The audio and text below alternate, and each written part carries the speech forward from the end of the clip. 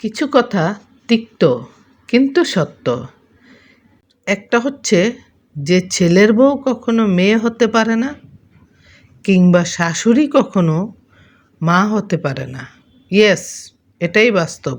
তবে ছেলের বউকে মেয়ের মতো দেখা যায়, আর শাশুড়িকে মায়ের মতো অথবা বয়স্ক হিসেবে শ্রদ্ধা করা যায়।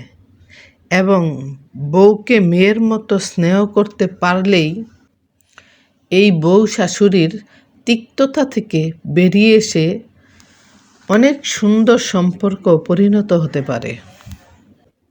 অথচ আমরা তা না করে বউ শাশুড়ির দোষ খুঁজতে থাকে এবং শাশুড়ি বউয়ের দোষ খুঁজতে থাকে।